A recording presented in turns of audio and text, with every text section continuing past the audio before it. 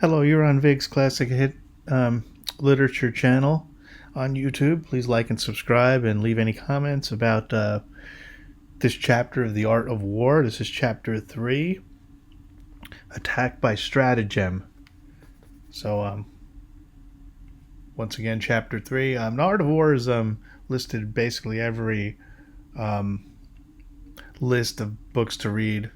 So, enjoy. Recording by Paul Z. The Art of War by Sun Tzu. Chapter 3. Attack by Stratagem. 1. Sun Tzu said, "In the practical art of war, the best thing of all is to take the enemy's country whole and intact. To shatter and destroy it is not so good. So too, it is better to recapture an army entire than to destroy it. To capture a regiment, a detachment, or a company entire than to destroy them. 2. Hence to fight and conquer in all your battles is not supreme excellence. Supreme excellence consists in breaking the enemy's resistance without fighting. 3. Thus, the highest form of generalship is to balk the enemy's plans. The next best is to prevent the junction of the enemy's forces. The next, in order, is to attack the enemy's army in the field. And the worst policy of all is to besiege walled cities. 4. The rule is not to besiege walled cities if it can possibly be avoided. The preparation of mantlets, movable shelters, and various implements of war will take up 3 whole months, and the piling up of mounds over against the walls will take 3 months more. 5. The general, unable to control his irritation, will launch his men to the assault like swarming ants, with the result that 1/3 of his men are slain, while the town still remains untaken. Such are the disastrous effects of a siege. 6. Therefore, the skillful leader subdues the enemy's troops without any fighting. He captures the cities without laying siege to them.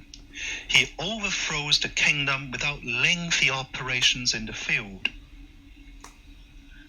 7. With his forces intact, he will dispute the mastery of the empire, and thus, without losing a man, his triumph will be complete. This is the method of attacking by stratagem. 8. It is the rule in war, if our forces attend to the enemy's one, to surround him. If 5-1, to attack him. If twice as numerous, to divide our enemy into 2. 9. If equally matched, we can offer battle. If slightly inferior in numbers, we can avoid the enemy. If quite unequal in every way, we can flee from him. 10. Hence, though an obstinate fight may be made by a small force, in the end it must be captured by the larger force. 11. Now the general is the bulwark of the state. If the bulwark is complete at all points, the state will be strong.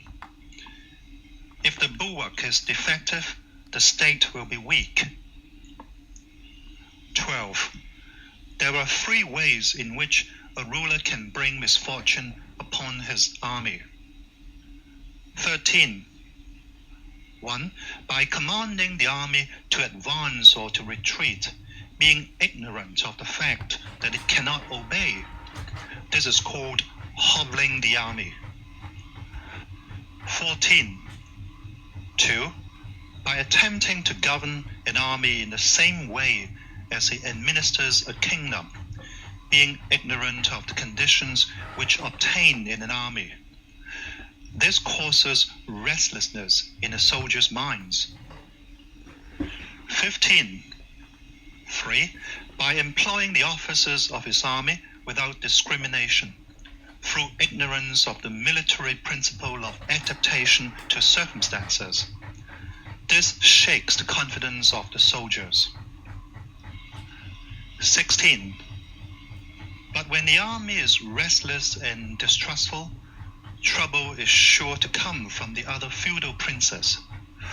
This is simply bringing anarchy into the army and flinging victory away.